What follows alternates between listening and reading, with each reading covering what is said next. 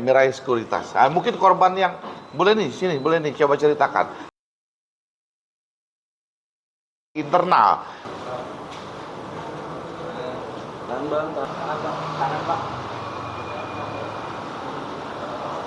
Menit ratusan. Dan ini tidak pernah dilakukan oleh klien kami.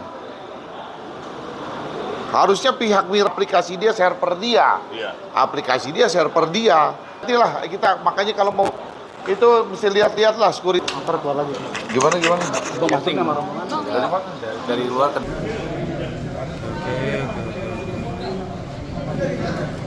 Nah, oke. Sini. Nah itu tuh. Jawabnya bulan Maret 2025. Jonathan, tahun berapa kejadiannya? 2025. Tahun 2025, bagaimana? Tanggal 10 September. Klien kami itu menaruh uangnya akan bentuk saham di Sekuritas Mirai. Kemudian pada tanggal 6 Oktober 2025, jam 19.34 waktu Indonesia Barat, klien kami mendapatkan email notifikasi threat confirmation pada email yang terdaftar untuk membuka akun di aplikasinya mereka, Neo Hots, ya kan? Yang dimana bahwa klien kami tidak pernah melakukan transaksi itu.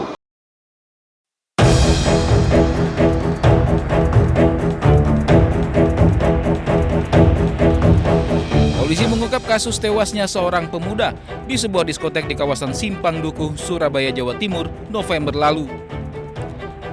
Dalam rekaman kamera pengawas, korban terlibat perkelahian dengan pengunjung lain hingga akhirnya tewas karena pukulan botol. Sempat buron, tersangka akhirnya ditangkap. Lewat pemeriksaan, korban dan tersangka ternyata berteman sejak lama. Keduanya datang ke diskotek dalam kondisi mabuk bersama teman-teman lainnya untuk melanjutkan pesta miras. Namun korban tiba-tiba mengamuk dan membuat kekacauan. Tersangka yang berupaya tenangkan korban malah mendapat pukulan. Tersangka yang emosi kemudian memukul korban berkali-kali dengan botol hingga korban meninggal dengan luka parah di kepala. Polisi juga memeriksa petugas keamanan diskotek untuk mengetahui langkah yang telah mereka ambil. Penyidikan masih terus berjalan dan polisi tidak menutup kemungkinan adanya tersangka lain. Akibat perbuatannya, tersangka diancam hukuman 7 tahun penjara. Dari Surabaya, Jawa Timur, Nur Syafei, iNews melaporkan.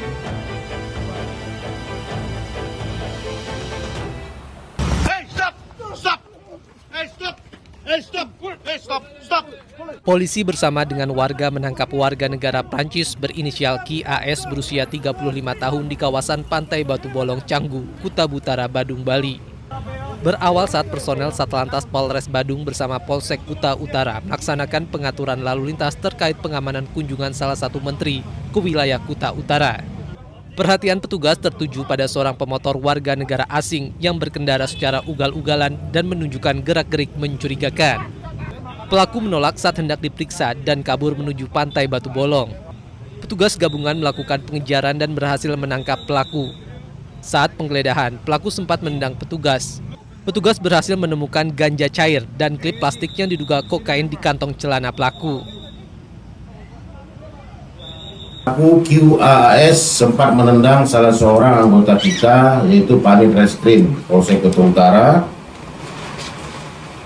dan kemudian berhasil diamankan. Dengan tindakan tegas tersebut, masih berusaha juga untuk melarikan diri dan bahkan melakukan perlawanan sehingga memicu kemacetan bahkan perhatian warga sekitar.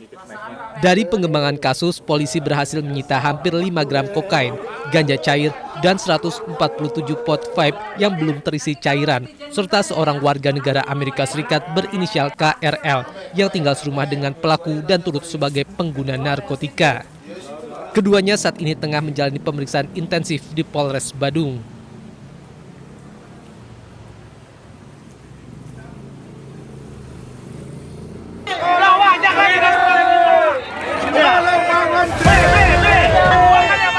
Menteri UMKM Maman Abdurrahman diserbu ratusan pedagang pakaian bekas impor di Blok 3 Pasar Senen Jaya, Jakarta Pusat.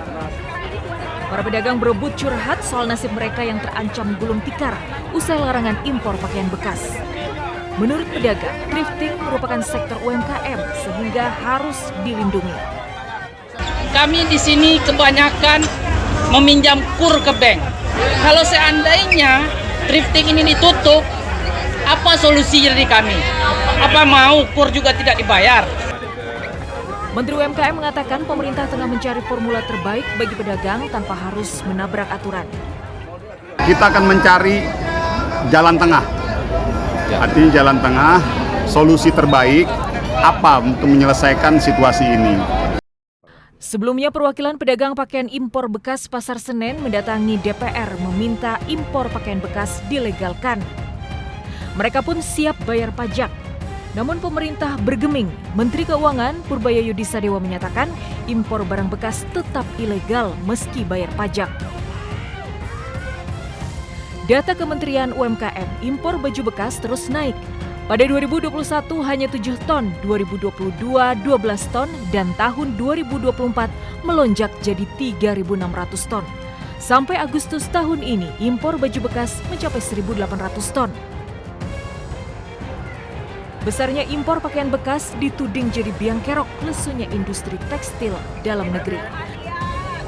Dari Jakarta, Rani Sanjaya, iNews melaporkan. Mirai Sekuritas. Nah, mungkin korban yang boleh nih, sini boleh nih coba ceritakan. Internal.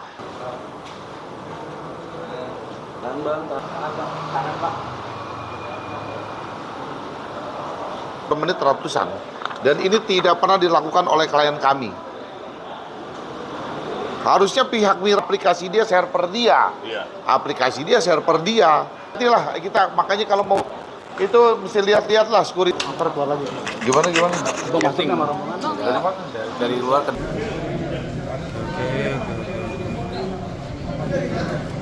Nah, oke. Sini. Nah itu tuh. Jawabnya bulan Maret 2025. Nathan, tahun berapa kejadiannya? 2025. Tahun 2025, bagaimana? Tanggal 10 September. Klien kami itu menaruh uangnya kan bentuk saham di Sekuritas Mirai. Kemudian pada tanggal 6 Oktober 2025 jam 19.34 waktu Indonesia Barat, klien kami mendapatkan email notifikasi threat confirmation pada email yang terdaftar untuk membuka akun di aplikasinya mereka, Neo Hots, ya kan? Yang dimana bahwa klien kami tidak pernah melakukan transaksi itu.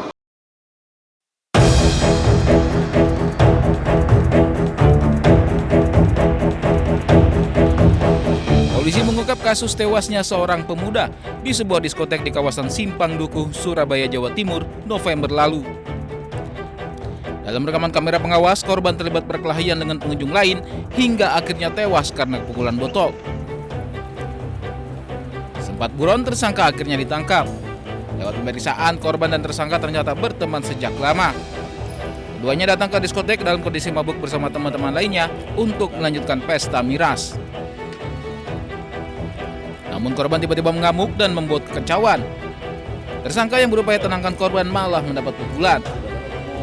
Tersangka yang emosi kemudian memukul korban berkali-kali dengan botol hingga korban meninggal dengan luka parah di kepala. Polisi juga memeriksa petugas keamanan diskotek untuk mengetahui langkah yang telah mereka ambil. Penyidikan masih terus berjalan dan polisi tidak menutup kemungkinan adanya tersangka lain. Akibat perbuatannya, tersangka diancam hukuman 7 tahun penjara. Dari Surabaya, Jawa Timur, Nur Syafei, iNews melaporkan.